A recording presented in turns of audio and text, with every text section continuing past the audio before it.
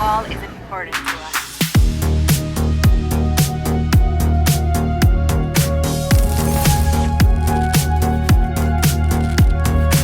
Hello and welcome to tonight's show. You've arrived at your destination. Connecting. Hi guys, welcome to Glitching the Code here on iconic.com. I'm here with Fanos. Fanos, I've never spoken to you before, but I've been a big follower of your work. Obviously, I've seen the interviews you've been doing with David, watched a lot of your Max Egan ones as well. I've been following what you've been doing for the last couple of years in this madness. How did you get involved in this strange situation? I know that you had a situation where you were arrested at the Melbourne protester, and it must have been like going on 2 years ago now, but yeah, I mean, how did you get involved in this sort of like journalism, really?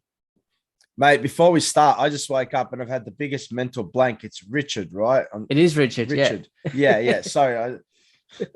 We'll go again. That's fine. I'm not trying to be rude. Well, I was going to try and pronounce your Richard surname. Well, yeah, Richard Wells. Richard Willett. Yeah. Just Richard will do. Just Richard will do. Richard We'll go again because I was going to go for your surname, but I'm never going to get that. Yeah, no, So, Fanos Panayides, yeah.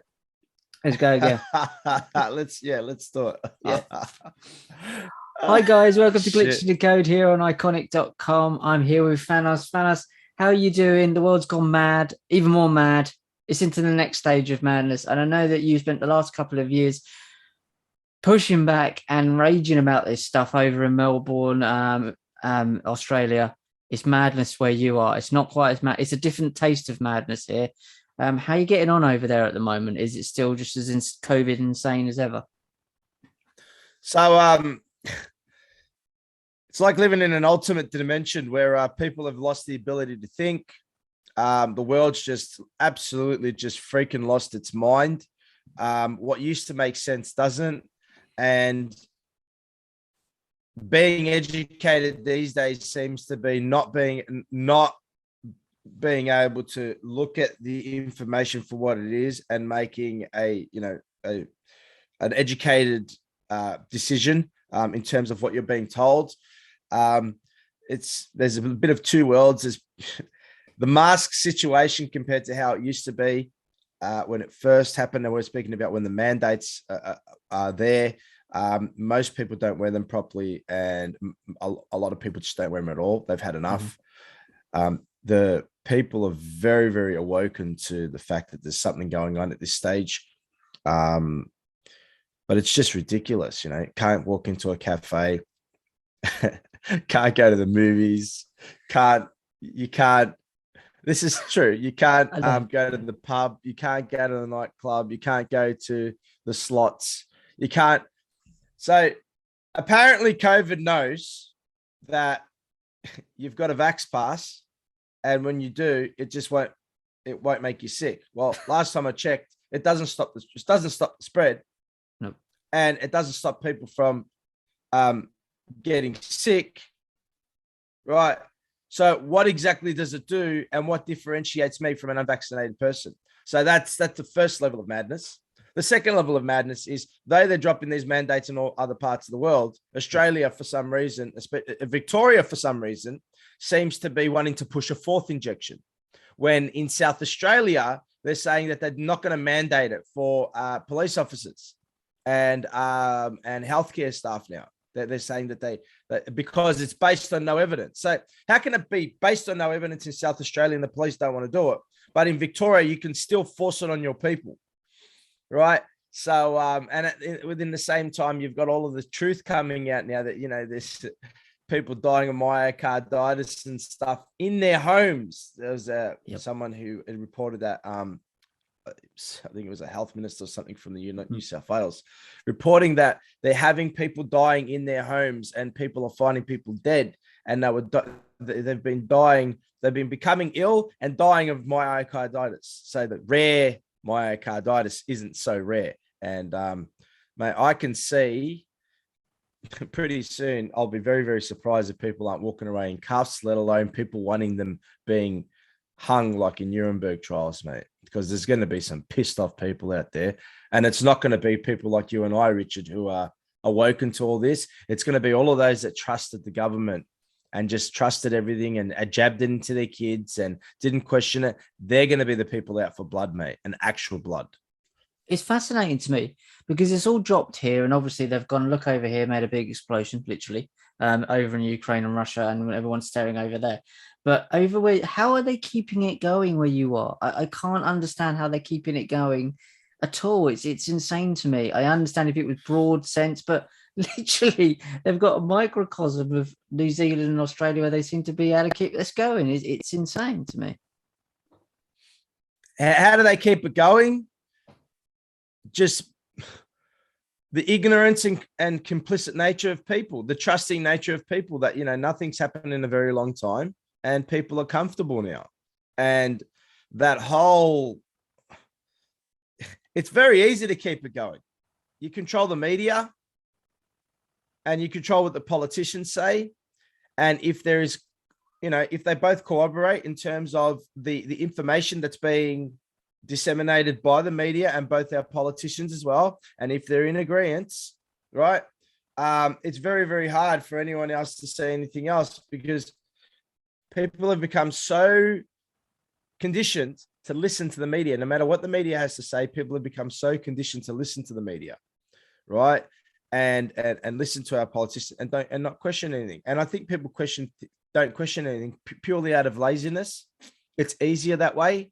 And purely out of just debilitating fear that they don't want they don't want to know about all the rest. Yeah. They say, surely there's no way that the government could deceive us like that. Surely there's no way that the people that the billionaires of the world would be doing this to us. Surely we'd be able to see. I'm pretty sure we'd be able to see if if this was actually happening. I actually had a comment on my Telegram of a lady who I did a video and I spoke about how climate change, so COVID took away your rights and climate change was there to take away your property. And she goes, you would have to be the biggest imbecile I've ever met, like straight on the attack, right? But she watched the whole video, 21-minute video. She watched the whole thing. So these people call me an imbecile, but they sit through 21 minutes of my content. That's a long time, right? That's and that's a third of an hour, right? You're never going to get that time back, right? 33.3% of an hour, you're never going to get back, right? So you think I'm an imbecile, you think I'm a moron, yet you waste 33.3% of an hour, 20 minutes of your whole life that you could have been doing on other things, listening to someone you think has no sense of reality whatsoever. No, deep down inside, there's a part of you that wants to listen, but there's also a part of you that hates what you hear and goes on the attack. And then the first thing you do is you go into that, how you've got an abusive partner relationship. It's like, you tell someone, hey, I think your boyfriend's taking advantage of you. And, I've heard he's been bashing you. You need to get out of that relationship. What's the first thing that girl does? Don't you dare say that. I'm pretty sure I would know if I was in an abusive relationship. How dare you say that? Right? It's exactly the same. And she basically called me an imbecile. And she said, for you to think that the government is able to do what you say, she said, you give the government too much credit. And I'm like, for you to not think that the government has the ability to do that, and the billionaires of the world and the government doesn't have the ability to do that, you're not an imbecile. You are naive beyond belief. And how did you think the world got to this point? But they don't understand. Just fall in, Well, she's clearly never heard of the Earth Summit. She's clearly never heard of Agenda 21, 2030. She's clearly never heard of any project for the new American century. She wouldn't have a clue. And that's what I often do. I say, well, what do you know about the Earth Summit in Rio de Janeiro in the early 90s? What do you know about that? What do you know about the carbon economy? What do you know about these things? And then they don't know. They've never heard of these things. So that kind of like stumps them because you don't understand how this is being used. And that's not even going to the occult level, which I'm sure you know about. I mean, they don't understand. They can't connect how a fake pandemic could be used in the same way that a climate change could be used, because they don't understand the outcome of this. And I know you talk much about the economy and how that's really basically what's happening here, the restructuring of how we make money, spend money. And that's literally, obviously, what's happening. These people don't know these things. How frustrating do you find that? I had my nephew around today. He's 14 and he's been asked to write a piece about Russia and Ukraine. And he just on a surface level about how they've deleted the FIFA team, the Russian FIFA team from the computer game. And he's like, I don't understand. I was like, and I don't know what to tell him without pissing my sister off because you don't know how deep you want to take your nephew down the rabbit hole. How difficult it is for you? Because are there many people around you that understand any of this? In my family or in life? Either. My family's full woke, and they definitely haven't supported the United States in any of the wars. Okay. And they've known that they've been going in there to get the oil and to secure bases. And, you know, they say with regards to Russia, you know, my dad's, you know, huge Russia fan, right?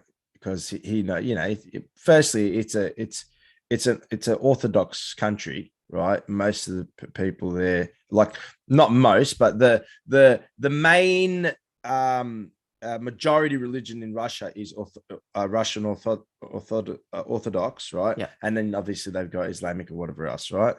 It's, you know, they allow everything, obviously. That's the first thing. The second thing is that, you know, how many wars has Russia actually started with people? Right? They've just done their own thing. America's gone to Syria, Afghanistan, Libya, Iran, all these countries, right? And it's like, so hang on a second. None of these countries picked a fight with you any of the time. But yet you've been into all these countries to liberate them. And by liberating, you've decimated their economies, left them with nothing. When these places were paradises. I don't know. People think like the Middle East is this dirty, disgusting, dingy joint. Syria is one of the most beautiful places in the world. Stunning. Lebanon was the party capital of the world and still is in terms of partying. Lebanon was a party capital of the world. We're talking paradise, absolute paradise, right along the Mediterranean there. You don't find more beautiful places, right? Decimated these beautiful coastline cities. So yeah, it's when it comes to that conversation. But when we start talking about Ukraine as a country, there is a lot of corruption within their government, that they have been taken over by the New World Order, the Rothschild banking system. And I'm starting to believe that it's more than that. It's that Ukraine is the New World Order's main stronghold in terms of where they're not just secretly in the background, they have secured everything, and it's pretty much their country. Kazakhstan's very similar in terms of apparently in Kazakhstan there's a massive city that's like, it's almost like a ghost city or something, and it's got these really weird buildings and stuff. Have you heard of that? And No. there's a name of it. I think it's Kazakhstan, and it's where the New World Order headquarters is. Okay. I'm pretty sure it's in Kazakhstan. It's one of those Uzbekistan or Kazakhstan, one of those ends with STAN. Yeah. And there's this massive, you know, really, really well-built, super, you know, billions, trillions of dollars have gone into building this thing. And it's the New World Order headquarters. Look at our order headquarters, something along those lines. But what I wanted to bring to the table, Richard, is everyone's pissed off about Russia wanting to go into Ukraine, right? So let's just say for a moment that this conversation is real and Russia's wanted to invade Ukraine. So to all I'm going to call them idiots, because people are idiots, so they just believe everything they're told. To all the idiots out there who believe that Russia really wanted to go into Ukraine and they've wanted to do it for a very long time, why did they choose the time in history, like after the pandemic has ended, when if they really wanted to invade Ukraine, they would have done it at the height of the pandemic? Strategically speaking, if you wanted to go and hit Ukraine and hit them hard, the best time to do it, where the least amount of support would have come from other countries to protect you, would have been at the height of an unknown virus circulating the globe when no one was going to want to leave their borders. And guess what? You were on your own. Why didn't Russia invade Ukraine then? And people would say, oh, it's because they were in a pandemic. Well, they wouldn't have given a shit, mate. If they wanted to invade, they would have invaded. Right? True or not true? No, I agree. And it shows how kind of orchestrated and how this is another next chapter of this. It clearly is. And especially when you have Zelensky and Putin both connected through the World Economic Forum, do you see this as at their level, they're just playing parts in a lot on a bigger agenda, a bigger narrative, and this is just chapter 2 of a push towards 2030? Or do you see them actually trying to fight over power? Look, are they fighting over the spoils of what's going to happen next in a new kind of I might be going off the cuff here, and you might not like me after I'm about to say what I'm about to say, but this is the reason I'm going to say it, because this is the reason why I believe they're all in it together, right? Because I'm a huge believer of the flat Earth theory and not the heliocentric theory, right? And they both have their merits, but it's just when I see the Antarctic Treaty that has been signed by 12 countries that didn't even like each other, the longest standing treaty in all of the world's ever had, that no country's ever broken. But yet at the same time, these people are fighting each other. But at the same time, with the Antarctic Treaty, basically they're trying to protect anyone from going and investigating Antarctica because they find out the truth about what Antarctica really is, right? No country's ever broken it. And that's the reason why I believe this is all an act, and it's always been an act, because with the Antarctic Treaty, it was signed by the United States and Japan in 1959. Then go and have a look when the bomb was dropped on Nagasaki. It was dropped on Nagasaki, I believe, it was dropped in 1949 or something like that. It was dropped before, right? It was, and I specifically looked this up. I was like, didn't Hiroshima get absolutely annihilated with an atomic bomb from the United States? Yet these two countries are happy to get into an agreement together that nobody goes down to Antarctica unless they're specifically military or government. You can't go down to Antarctica if you're just the average Joe or even your average billionaire who's just, you have to be specifically military or government. You're not allowed to explore there.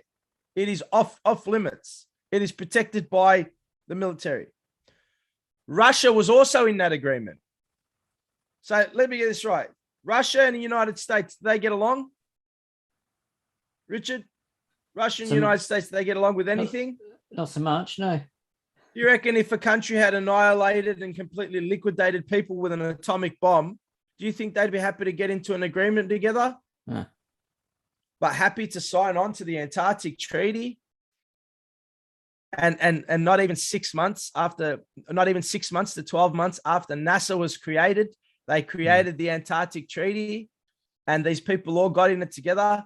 That's why I believe when there's, how they say Illuminati, and they say that the world is a stage and we are all actors. I'm going to get a lot of slack about this video, right? Everyone's going to be like, ha, you flat earther, right? I really don't care, right? Not so much. I don't the think Antarctic so. Treaty to me. Go and have a look at it. This is new to me. I mean, we know that the Nazis were obsessed with Antarctic, with that sort of area. We know that. I mean, that connection's there, and obviously the connections through NASA as well.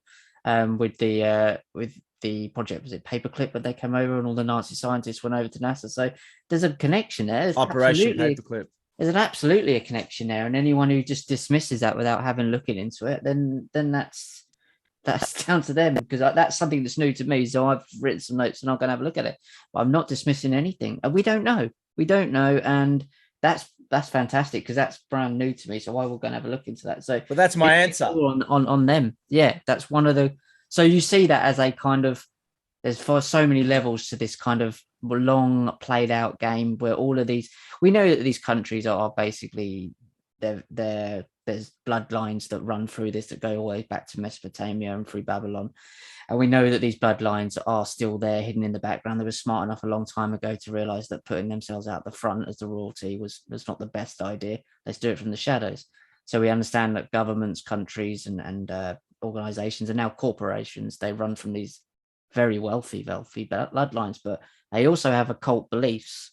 And that's where this stuff comes in, that you're talking about, these occult beliefs. So what do you understand what they would be doing there? Why would that be so important for them? Are you talking about the Antarctic Treaty? Yes, yeah. It's the biggest lie that people have ever been told. You know what I mean? And it discounts so many things that are oppressing us now. Climate change, gone, because we don't have an ozone layer.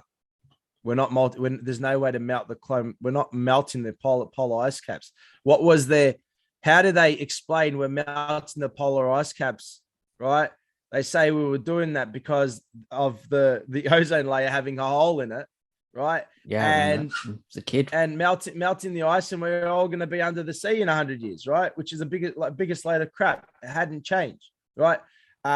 Carbon emissions, right? Everyone was worried about carbon emissions. Carbon emissions, create a hole in the ozone layer, and what does that do? That opens and increases the level of radiation that we're exposed to, and increases the heat of the planet.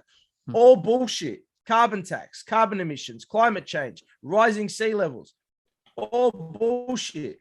Then where's all the billions of dollars that NASA's been getting every single year? All the space exploration programs around the world, what are they? Just a big money laundering operation so they can just siphon billions and billions of dollars out of the people? And what do they give you in return? A shitty little CGI image of two guys in a pool when you can clearly see there's bubbles. Look up space bubbles.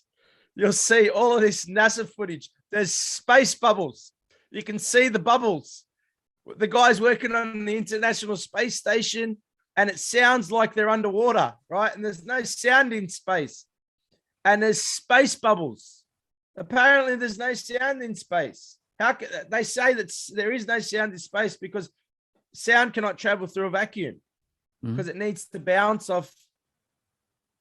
Create sound waves off air. I've gone completely off kilter here. No, because it's the reason fascinating I'm stuff. bringing it up, because we're talking about kind of the theater of it all as well, and obviously there's so much connected to that. I mean, the Rockefellers said in the Earth Summit around about that time, in one of the books that come out, that the biggest, because they needed a baddie, they needed a scary baddie. The wars were over, there was no baddie, they needed to use something.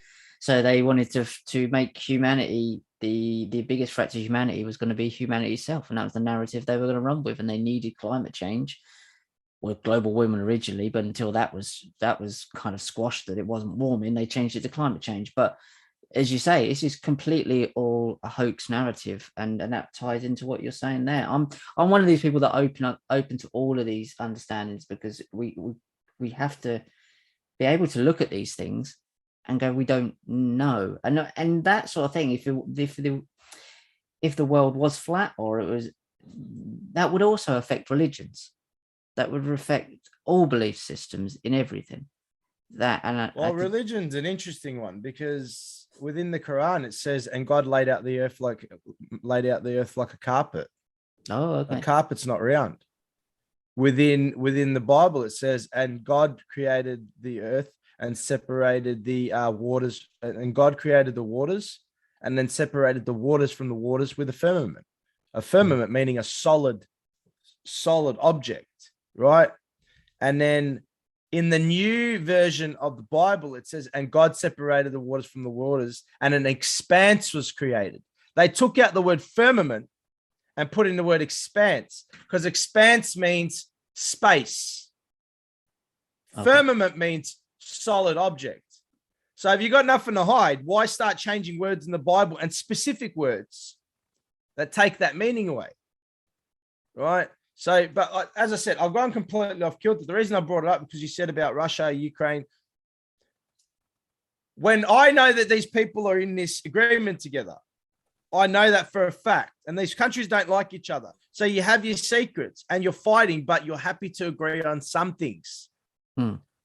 you either have big enough secrets that if the world were to find out, it would send the world into absolute chaos in terms of just how pissed off they'd be, right? And people would really go back to God and really go back to spirituality and really go back to within themselves, because once that becomes true, then you are the center of the universe. All the stars rotate around you and there is nothing else. And you really were created in the image of God. All of that starts to really, that hits home afterwards. And money doesn't mean anything anymore. And those things that so many people hold precious because they believe they're in an insignificant speck of sand on a 1-billion-mile beach, if you put into terms of what the demons, the deceivers, or whatever you'd like to call them, have done to us, that we're insignificant and we mean nothing. And no, we really are significant. We really are everything there is, right? In terms of alien life forms or whatever else, everything, all of that stuff starts to begin. Now, alien, there could still be other land that's outside past Antarctica, as in more bodies of land. Because when Admiral Byrd did his flight, he said he flew over Middle America, right, which was Antarctica, flew over Middle America, and he found a landmass that was unoccupied past the walls of Antarctica, right, the size of the United States. So on the model, it's not just Antarctica and that's it. There is more land and ocean past Antarctica. So there could very well still be aliens, but they're not coming from space. They're coming from past the walls. So you've still got unidentified flying objects. You've still got aliens, as in those who aren't of your world, right? But they might not be what you think they are. So there's still that possibility that's there. But I don't believe, through what I've discovered, that they've come from 1 billion miles away or whatever else. But that's why I've put that there. I didn't put that there. I didn't say all this to bring up the flat Earth, right? I brought it up because the Antarctic Treaty is hard to explain. Very hard to explain. That they're all happy to still be part of it, and no countries tried to claim Antarctica for themselves when it's absolutely just rich with reserves, oil, gas, you name it, gold, diamonds. They've found it all down there. And there was obviously the World War II, and there was the Nazis absolutely were obsessed with the place, completely obsessed with the place. So there's so much more going on down there, of course, and I find that fascinating because that's all new to me. I didn't know actually any of that stuff, and someone who looks into this stuff all the time, I had no idea about that sort of stuff. I have a theory with that. Go on. Yeah. So World War II, what were they doing? Near in the 40s, within the 40s to 50s, what were they doing? And Operation Paperclip was about taking their lead scientists and engineers to NASA, right? Mm-hmm. Okay. What do you think Hitler might have discovered when they were testing the V2 rockets? Beats me. Go on. They were the first rockets of their kind, right? They would have been shooting these rockets straight up. What do you think they might have discovered? Yeah. They were hitting something, right? And then at the end of the war, the United States decided to send 4,800 troops and 13 ships and 28 warplanes to Antarctica. At the end of the war, when they completely just have no reserves left, they decided to go on an exploration mission. It was called Operation High Jump. They went to Antarctica, right? At the end of the war, 1948, 1947, 1948. 10 years later was when they created NASA, 1958. 1959 was when they created the Antarctic Treaty. So no country can go to Antarctica, No one who's private can ever go and explore there. You have to be strictly military and scientific and approved by the government. You're not allowed to go down there and just explore willy-nilly. Because if you did, according to that, not the non-heliocentric model, you'd find the dome. And when these guys were shot in the air, they discovered something, right? And when America invaded, when America did what they did, and the war was ended with Hitler, they discovered something that the Nazis were working on, that they'd figured out, right? And they went down there to ensure that nobody ever goes down there. Then in 1962, before the moon landing, in 1962, they did something called Operation Fishbowl.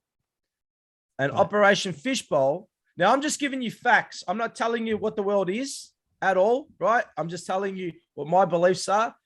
I'm not trying to convince anybody, right? I'm just telling you these things. These are facts. You can look them up. 1962, they did Operation Fishbowl. They were doing high altitude nuclear testing. Or were they just shooting something at the sky, maybe? Where they were doing high altitude atomic nuclear testing. They were shooting friggin' nuclear missiles at the sky. And they called it Operation Fishbowl. And then lo and behold, in 1963, they landed a man on the moon, which we know is a load of horse shit. And their excuse for not being able to take someone back is they lost the telemetry data. Are you fucking kidding me? You've created Samsung phones and all this shit. You've got more technology in your mobile phone's calculator than they had that went to the moon, apparently. And they can't go back, and they've never gone back. And there's so much controversy around the moon landing, right? That was 1 year later, 1963, I believe it was. Was it? When did they land the man on the moon? 1963? Around about that somewhere time, along those lines, head, right? It was, early 60s, yeah. So a year, or it was after Operation Fishbowl. These were classified. Operation Fishbowl was a classified thing where they were shooting things at the sky. They called it high altitude nuclear testing. But why did they call it Operation Fishbowl? Yeah. I can see it. I'm looking at it now. So I'm looking at this now, and this is something you can always go out there and do the research. The research is there. So the Operation Fishbowl nuclear tests were originally planned to be completed during the first half of 1962 with 3 tests. When was the moon landing? Starfish. So the moon landing would have been, bear with me, let me have a quick look. It's the first moon landing. So that was 1962. Moon landing date was... So the moon landing was 1969, apparently, July 20th. Yeah, okay. So it was after Operation Fishbowl, though. Yeah. Oh, yeah. Yeah, it was about 6 to 7 years afterwards. I mean, if you believe it ever happened, obviously. So, yeah. Now, when JFK was assassinated, this is the interesting thing. When JFK was assassinated, it was shortly after his Waldorf Astoria speech where he spoke about the monolithic, ruthless conspiracy, the globalists. Not too long after he did that speech, he did the moon landing speech. Now, the moon landing speech was in 1961. So the Germans were shooting something at the sky, and they realized that those missiles were hitting something, right? Because it had been the first time that rocket technology had been developed, to that level. That's why they took those German scientists to the United States, right? Then after that, what they did was they did the moon landing after they did the high altitude testing, Operation Fishbowl, right? But what we might have thought that was, to anyone looking, onlookers looking from afar, they were testing rockets for space exploration, right? Because they said they're going to the moon. 1962, they're shooting something at the sky, going, man, we can't get out of this. Operation Fishbowl, we need to get out. And then moon landing in 1969, 10 years after the Antarctic Treaty. So these are all facts. That's all they are. But this is why I believe that all these countries like Russia, China, United States, UK, right? At the end of the day, as much as they're fighting against each other, they also have secrets that they keep from everybody that they all agree on. Absolutely. Absolutely they do. I mean, that's fascinating to me. Do you think so say something like Starlink and all this stuff. So this would say that would sit underneath the firmament. What would be the point in that other than Siphoning money, surveilling mate. underneath the is it a tax dodge? Is it a like you a know like what a it's there is no satellites, mate. Everything's run by underground underwater giant underwater sea cables. There is no satellites. Well, we're seeing that in the last couple of months. That's a lot's come out about mapping, and even Facebook have been apparently looking into laying some infrastructure on the seabeds. So they've been talking about that the last couple of months, actually. Funny to say. Look, yeah, well, look, if you wanted to know with regards to, how they say satellite dishes, right? Or the dishes. Have you noticed they never just face straight up and they're always on an angle? Mm-hmm. And even dishes on your houses. If they're meant to be hitting satellites, why are they placed at a 35-degree angle and not just straight up at the sky? Because no matter where you think your satellite's going to be, it's still going to be shooting straight up. You're never going to have it facing that way. You're going to be like up that way. So, but you want to hear the interesting thing? Werner von Braun, and this is a fact, on his tombstone, he put a Bible verse which speaks of the firmament. On his tombstone, Werner von Braun, the guy who was behind the V2 rocket, I believe it was. Yeah, it was V2 rocket, yeah. He put on his tombstone the firmament. So he's got on there Psalms 19:1. Psalms 19:1. Yeah. And read what it says. He hasn't actually got it written on it. He's just got the Psalms on there. Okay. It's hard to make out. Psalms 19:1. Yep. Yeah. So look up what Psalms 19:1 actually says. And I'll have a look. So Psalms 19:1. These are things that can't be Psalms explained in the Book of Psalms, beginning in English in the King James version, and it says, "The heavens declare the glory of God, and the firmament sheweth His handiwork." There you go. So that's on von Braun's tombstone about the firmament. So he mentions the firmament. So the firmament sheweth His handiwork. Sheweth isn't a word I'm familiar with, so I'm going to Google that as well. So it shows the firmament showeth His handiwork. Oh, okay. Right. So the guy behind the V2 rocket, right, discovered something when they were shooting those missiles up. This is my theory. He's mentioned United it there. States figured That's it incredible. out. Yep. United States figured it out, and then they decided to send people down there to secure it. 10 years after the United States does what they do with Operation High Jump, meaning the high sheer walls, that is what Antarctica is. It's like 300-foot walls off sea level all the way around, right?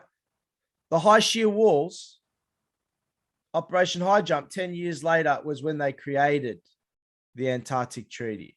11 years later, they created the Antarctic Treaty. 10 years later was when they created NASA. So I heard someone said to me, I think it's Neil Sanders, he's a researcher, a friend of mine. Don't agree on a lot of things, but he said to me that the JFK speech about this monolithic New World Order type thing, he actually, when you listen to the whole speech, I believe, and I have to go back and listen to this because I haven't listened to this in about a year and a half, he wasn't actually talking about it. They've chopped it out of context, and the context of the whole speech seems to be he's talking about possibly Russia. If you listen to the whole thing, the actual context of it isn't talking about a new world order. He's actually talking about something else. but they've cropped it so that everyone hears the short version of it. But there is a longer version. Guys, go out there. Don't take my word on that because it might not be. Yeah, But cool. it's like, might be communism, but go and have a look because it isn't actually what you think it is. It's actually a longer, much longer speech, and the context is different when you listen to the whole thing and what he's talking about. So I'm wondering what you're saying here. He's actually talking about, because obviously the space race was America, Russia, wasn't it? That was the space race. So what were they racing towards, to find, to get hold of or control? It's a big show. It was one big show, mate. It was an orchestration. It's all just one big act.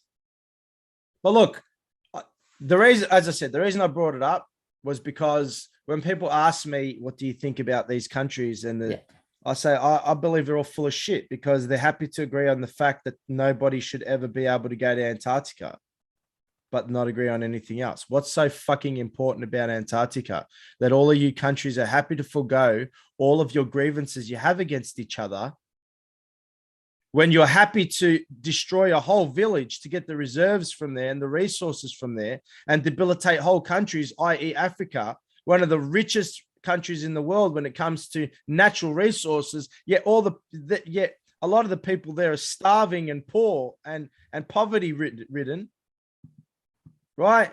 But you want to protect the penguins and the whales? Bullshit. That's bullshit. It's fascinating, isn't it? And there's so much more. I mean, there's so much to learn in this stuff. And I had no idea about any of that connection there as well. So that brings us up to where we are now with this whole kind of pushing climate change and pushing this new earth, bringing this this carbon tax in, bringing in this whole technocracy. And if we were, say, under a dome, what would be the point in other than that control? Just literally simple control of people, how they make money? Or there is do you think there's a deeper esoteric kind of thing about controlling human beings? Transhumanism, what would be the point? Number one, people need to be disconnected from a creator. Because have you noticed most of the people that haven't been easily fooled by this virus and all the New World Order rubbish is people who have God in their lives in some way, right? Who are believers, who are either Christian or Islam or Buddhist or whatever else. Most people have got God in their life, and this whole theory of evolution that we came from germs and all this other shit doesn't fly. And we believe that we're special, right? That's the first thing. It's like they need to make us not important, that we're not special, that we're just an insignificant grain of sand, and there's billions and multi-billions and billions of planets and universes, and our galaxy is like a tiny galaxy amongst what do they call them, a nebula, they named them, right, which is, could have 1 billion galaxies in it. And when your mind goes there, it's like, we are absolutely nothing. We mean nothing. We're just, we're in the Goldilocks zone, they call it, right? All this rubbish, and all this crap from, it just discounts and takes away just how important we are. Firstly, people don't have. Imagine, right? Imagine just for a second, everyone knew the truth, as in, I'm not saying it's the truth because that's not what I'm here to say, right? Imagine though everyone knew. How differently do you think people would look at the world? How differently do you think? Yes, everything. Spirituality, energy, connection between us. How differently do you think people would look at other human beings? What do you think would become important in people's lives afterwards? How important do you think people would want to actually start meditating, connecting to Earth, knowing that there's nothing else out there? We're it. This is it. We're the center of the universe. How differently do you think people would see each other? And how much more do you think man would love each other? And how different do you think the world would be? And how much power do you think these globalists would have in terms of people would find a very, very different things important in life, and people would see each other in an all different light, and people would explore just our power. Imagine we were able to explore and harness our true potential at how powerful we can be and learn to use a vast majority of our brains, right? Imagine what type of world we'd have and how powerful we would be as people and how content we would be with life. All of that gets taken away when you make it that we're just insignificant little dot, right? Yeah. Like the theory of evolution was created by Charles Darwin, a 33rd degree Freemason. Well, Darwin just took from what I can understand, he took Neoplatonism and Plato's kind of concept of the good down to the solid, which obviously the Gnostics obviously use for their own understands as well. And the Gnostics are so vast different. You can't just say Gnostics because they're vastly different belief systems. Yeah. But Darwin just cropped the top off. So what he did is he took away the spiritual and just took it into man, monkey, down to organisms. He took away the spiritual completely. But what the Neoplatonians, from what I can understand, I'm quite new to this, seem to understand is that humans were were at they called it the horizon, because we were both spiritual and of the flesh, and we were both. Whereas Darwin seemed to just try and squash the spiritual part out of it and just keep the solid world there. And then you get into Gnosticism and why the Christian church got rid of a lot of the Gnostic books from the canon. And it seems to be a kind of like a concerted effort, quite clearly, to make us seem like we're nothing more than either we need to repent because we're evil and sinners, which seems to be what these globalists are trying to tell us, that we are humanity's problem. Biggest issue is humanity itself. Same thing. But it's all about squashing us in. But I do think also there's another thing going on where this New Age cult has come in and also co-opted some of the understandings of like the Gnostics, and actually even that's going on in another direction and using that to kind of even put like the self-developing edge on it, where people talk about gaining material gains. It's going on everywhere. Yeah, so that was the first thing. It was the spirituality, the connectiveness, the importance that now the understanding of how important we are as people, right? And then the next thing is it's important to keep that away, because everything that these guys have engineered in terms of what's oppressing us at the moment, like your climate change, your global warming, all of that stuff now becomes that, hey, there is nothing that's warming up the planet, right? And all of that starts falling apart. But there's just so much to it. We just become so important afterwards. And yeah, can you just say your question one more time that you said when I started answering this, just so I can? It was kind of like why people seem to think that there is a difference between Putin and Zelensky, and why they can't see these people are all on basically running out a narrative, and they all have the same. They might know different levels of it. I'm not saying that they're all up the top level and they understand it, but they're all really playing a part in a bigger narrative here, whether they know it or not. Oh no, not that. The question you were asking me about people knowing about the dome or whatever else. You asked me a question about that. I think I asked you whether I'm not quite sure what the question was at that point. I think it kind of like went into what difference would it make in people's lives as in like religion? Yes, in how they actually would see themselves and perceive everything. Like I talked about with the JFK thing. If you crop the middle out, it means one thing. If you have the whole conversation, it means another. And I feel like that they've basically taken the context away of why we're here and where we're going. And if you don't know why we're here and what you're supposed to be here and where you're going, then life's different, because you don't have the context of any of these questions at all. Yeah. I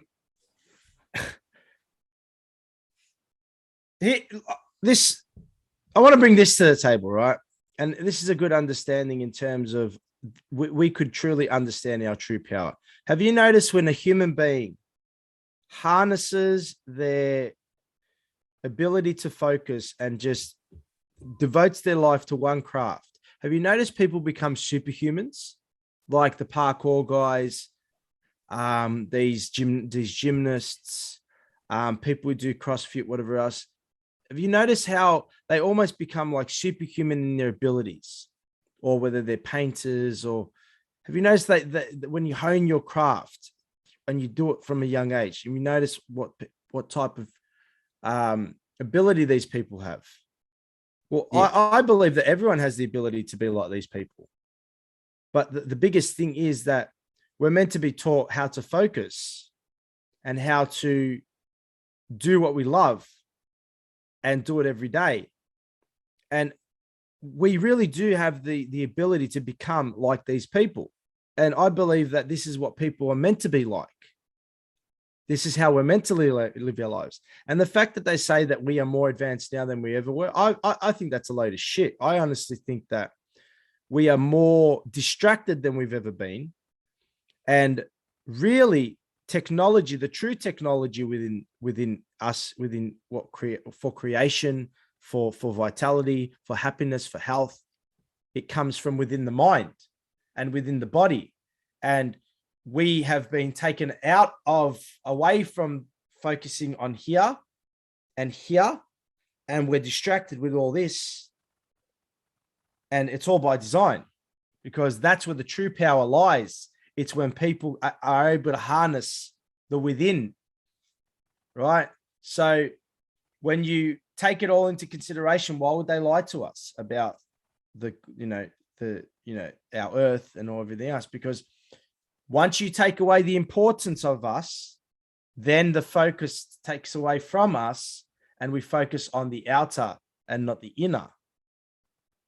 I don't know if that makes sense. No, it makes total sense as well. And they've even co-opted this, as I say, the New Age movement to bring in the self. It's invaded the self-development world, and it's all about everything you've got out there instead of what you've got in there and inside. And it's taken Gnosticism, twisted it. It's taken say Neoplatonism, twisted it. It's taken everything. And I see this New Age cult, and I see this crossroads now, and you have this transhumanist agenda, which is going to take away anything that's human about you in many, many ways. But also the New Age cult is going to give you the soft option, which will still end up being the same thing. You just won't act human. And Brave New World did it really well. They showed you the kind of opposite could be. You could be in one or the other. And Brave New World and 1984 seem to be our options here. If we don't wake up from this very, very quickly, you'll have the soft pillow over the face of the Brave New World, or you'll have the kick in the teeth from 1984. It really depends which one. They're kind of split off, but they've been telling us what's coming. This has been fascinating. I don't want to keep you too much longer, and I'm glad we've got into these topics, because I know you don't get to speak about these things much. I know this is the point that we can get bogged down in Russia, Ukraine, into the pandemic and into vaccines and all these things. But when you start talking about these different subjects, you can bring out completely different understandings of why these things are happening, and really get into the deeper meanings of what in the world might be going on here. So thank you for your time, mate. Where can people find your content and connect with you on social media or websites? So you can find me on Telegram, Fanos the Voice. So that's Fanos, Fanos, the Voice, all one word. On Instagram, I am You Know Who I Am, with a capital, with just a U, not a YOU. You Know Who I Am, .the Voice, because I needed something that was cryptic, but people still knew who I was. And on Rumble, you can find me on Fanos the Voice podcast. Richard, I'll get you on the podcast, mate. We'll have a chat on my it'd be show. great. Should be good. Yeah, I'd love to. Yeah. I'd say this has been fascinating. I'm going to go and look into all these things, because that was an area I haven't looked in myself, but there is definitely something going on there, and that's fascinating. So, guys, please go over. I'll put all the links below to Fanos' work. I hope you enjoyed that, and give you many different things to look at, because that's the whole point in this show, is to kind of not just open your mind. That sounds very new agey, but kind of like understand that there's much more going on here than you realize, and it's also fascinating stuff. And we get bogged down in the dark news day-to-day age of vaccines and climate change and Earth summits and all this stuff, but there's a lot more going on. It was actually quite really fascinating, and kind of look at it with a child's eyes and think, actually, this world is actually so much more to just learn here. So, guys, hope you enjoyed that, and I'll speak to you soon. Take care. Goodbye. Your call is important to us.